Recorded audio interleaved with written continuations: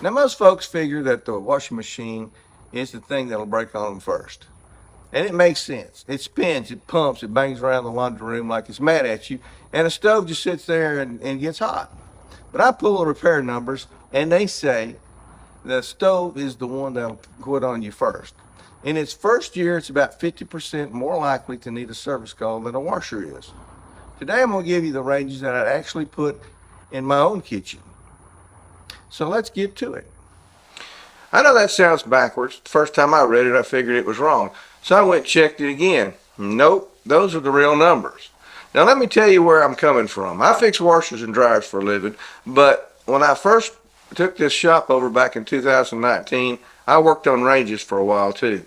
I put control boards in the electric ones, and I cleaned and I swapped out igniters on the gas ones. I pulled out more burnt oven elements than I can count. And I climbed down inside some ovens that were so caked up with old grease that I had to scrub my arms clean before I could touch anything else in the truck. And somewhere in there, I decided I'd had my fill of it, and I've stuck to just washers and dryers ever since. So you might be wondering why you take stove advice from a washer guy. And that's a fair question, and it's the same answer I gave you on my refrigerator video. I don't sell these things. Nobody paid me a dime to say any of this. I just sat down and did the homework. And I'm going off real repair numbers from the shop and not off of whatever the fellow on the sales floor is trying to move that day. So I'm going to give you the 4 ranges that I'd actually put in my own kitchen.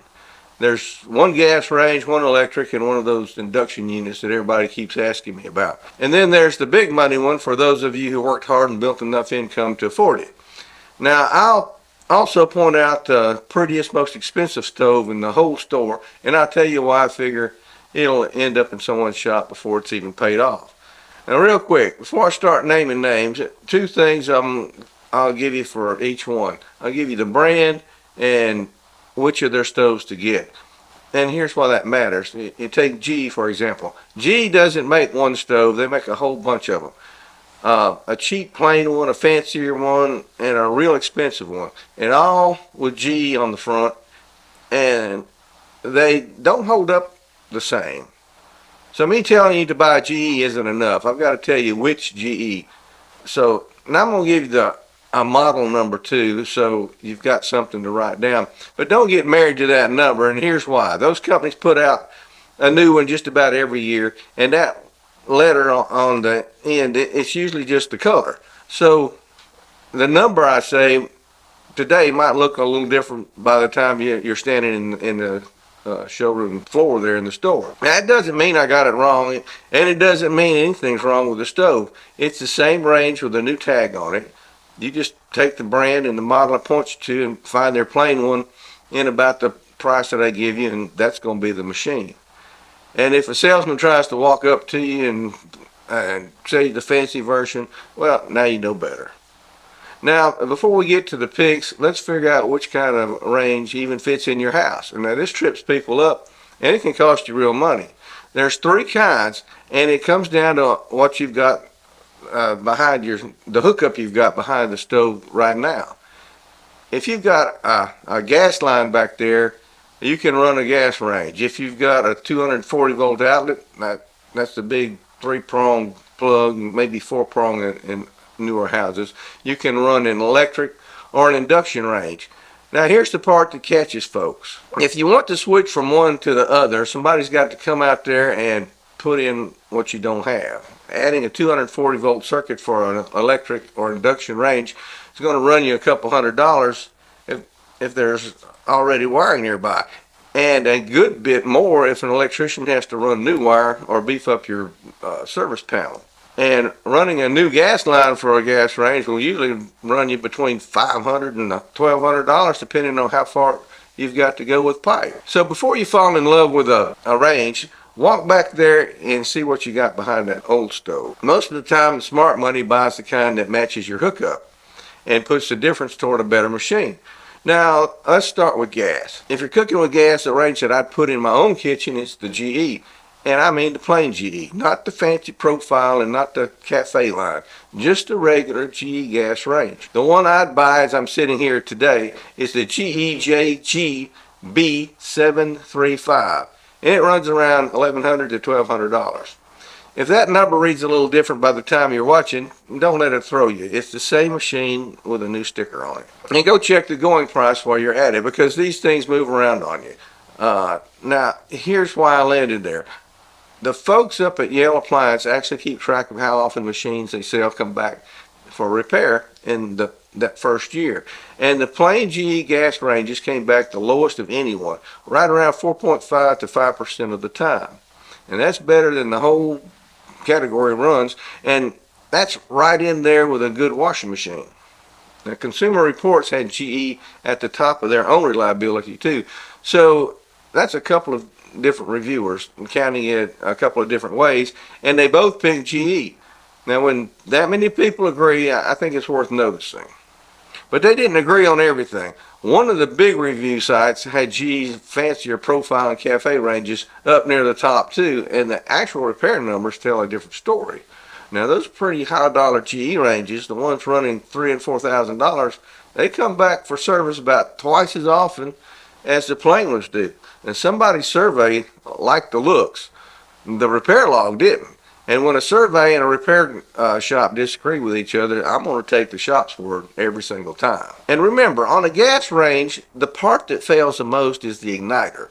I changed a whole bunch of those back when I was still doing ranges.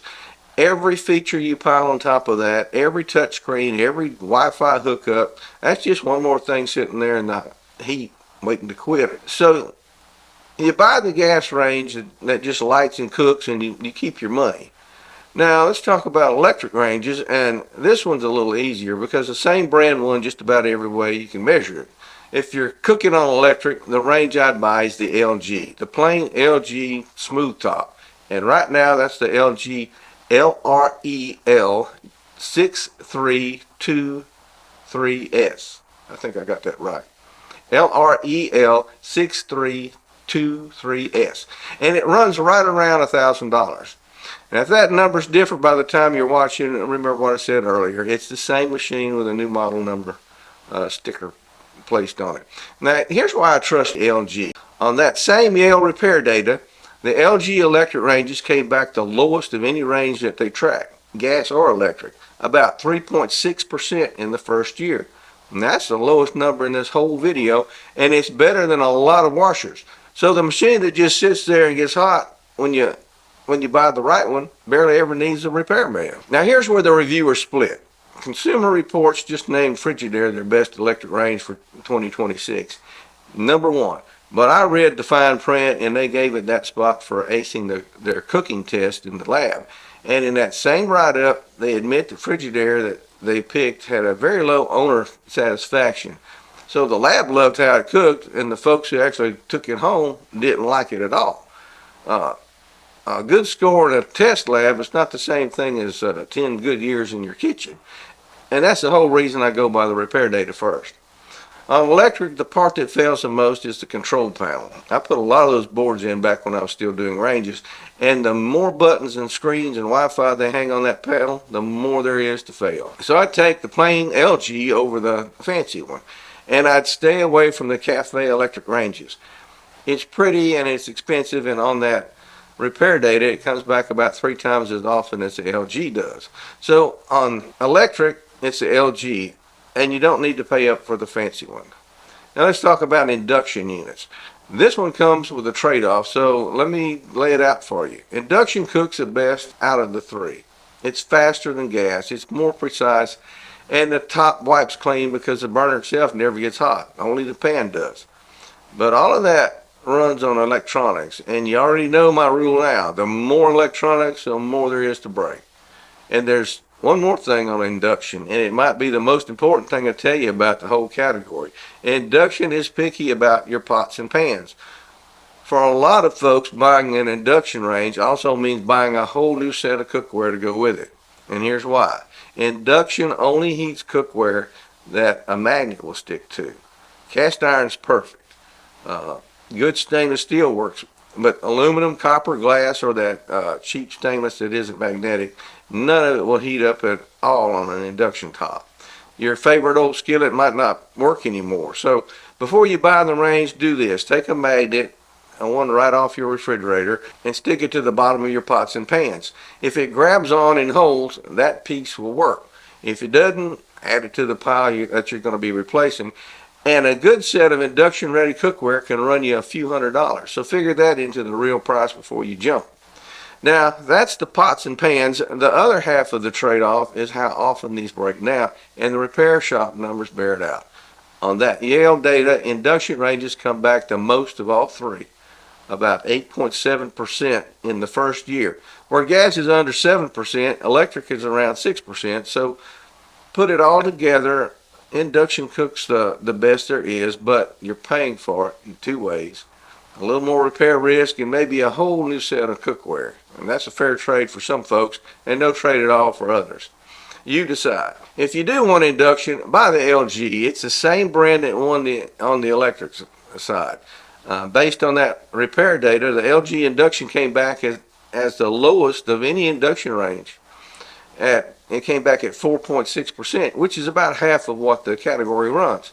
And right now, that's the LG LSIL 6334FE. Figure somewhere around $1,500 to $2,000, and I've seen it cheaper on sale. Now, here's the one to stay away from, and it surprised me. Fisher & Paykel. Fancy name, fancy price, and on that repair data, it came back 16.4% of the time. That's nearly 1 in 6 in the first year, and about double the category. The high dollar Thermador and the Bosch 800 weren't far behind, both up near 13%. So once again, the priciest ones on the floor are the ones that repair shops see the most. Buy the LG and buy it because it cooks like a dream. Not because it's cheap, because it won't be. Now I'm going to take a quick break to tell you who today's sponsor is, and it's me. I don't run other folks' ads on this channel yet, so this is the only one you'll get.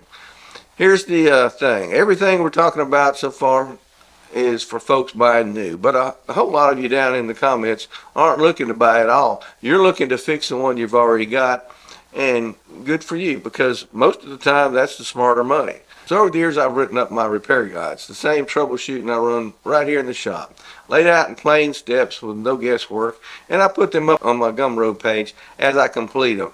And my life is so full that it's hard to get these things out as fast as people want them. I've got a list of requests to do, and I'm working on them as fast as I can.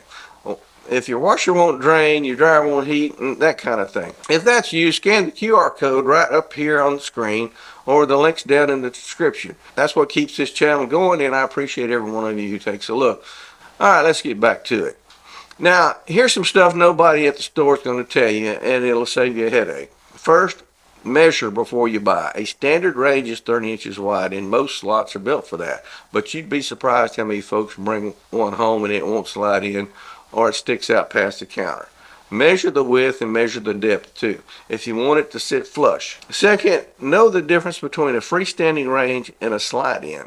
A freestanding one has finished sides and a back panel with controls, and it'll work just about anywhere. A slide-in or drop-in is made to sit flush between the cabinets with the counter running right up to it, and it costs more.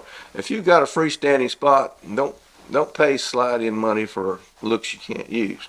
Third, and this one's important, put the anti-tip bracket on.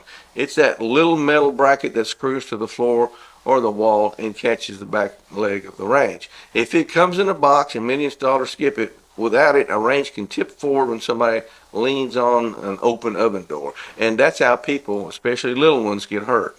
It takes 10 minutes. Don't let anybody leave your house without it on there. And one more before we get to the big one, and this might be the most useful thing I say all day. If you take one thing from me, take this. Go easy on that self-clean cycle. Now here's what it does. To burn the oven clean, that machine cranks itself up to around 900 degrees and locks the door. And all that heat doesn't just cook off the grease, it cooks the oven's own sensors, its door gasket, and the electronics sitting right behind the panel. And this is no secret in the repair world. A whole lot of dead control boards and blown oven sensors trace right back to that self-clean cycle. I've watched the range run fine for years, and somebody runs a self-clean cycle the day before Thanksgiving, and now the oven's dead when they need it the most. So use it sparingly, maybe once or twice a year, and never right before a big meal. And when you do run it, wait till it's stone cold, and then get that ash out. I've seen the missus take a vacuum to it after a clean cycle, and it grabs the loose stuff just fine. Just go easy around the door gasket. Then wipe out what's left with a damp rag. The rest of the time, skip the cycle and just wipe the oven out by hand with a damp rag. All right, now for the big one. The one I teased at the beginning, the range for folks who've got the money and want the best there is. And I'm going to tell you something most of these videos won't. If you're going to spend professional money, the one I trust is the Wolf. It's the pro range with the best reputation, the best build, and the best parts and service network behind it. And the repair folks I trust rate it the best of the pro bunch. You're looking at north of $8,000 for one of these units, and it climbs from there once you start adding size and dual fuel, and that's before somebody installs it. But here's the part you need to hear, and it's the whole reason I made you sit through the reliability numbers first. A pro range like that is not more reliable than that plain GE we talked about. It's less. Remember, the repair data says the fancy high-dollar ranges come back the most, not the least. All these extra burners, the high gas output, the dual fuel electronics, that's more to go wrong, not less. So when you buy a Wolf, you're paying for how it cooks and how it's built and how it looks in your kitchen. You're not paying for the fewer repair calls. If anything, you're signing up for more. And that's exactly the trap I warned you about at the start. That prettiest, most expensive stove on the showroom floor, the one that ends up in a repair shop before it's paid off, a lot of the time, that's a high dollar pro range somebody bought thinking the price bought them reliability. And it didn't. A couple of names to be extra careful with up in that price range. Viking has had a rough reputation for reliability with repair folks over the years.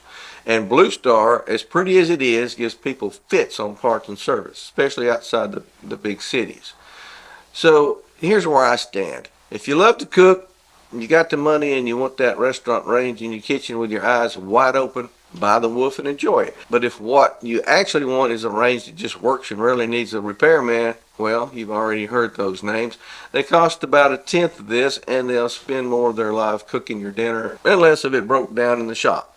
So there it is. 4 ranges I'd actually put in my own kitchen. The plain GE if you're on gas, the plain LG if you're on electric, the LG Induction if you want the best cooking and you'll trade a little on repairs to get it, and the Wolf if you've got the money and you want the best there is. Eyes wide open. And whatever you buy, remember the stuff that really matters. Match your hookup, measure your space, get that anti-tip bracket on, and go easy on the self-clean. If this helped you out, do me a favor, hit that like button, because truly it helps the channel get in front of the next person trying to figure this out. And leave me a comment, tell me what you're cooking right now and what you're thinking about buying. I read every one of them, and your questions are usually right where my next video comes from. And if you'd rather fix the one you've got than buy new, you know where to find my repair guides. I'm Chip with Harper Knowles, and I am out.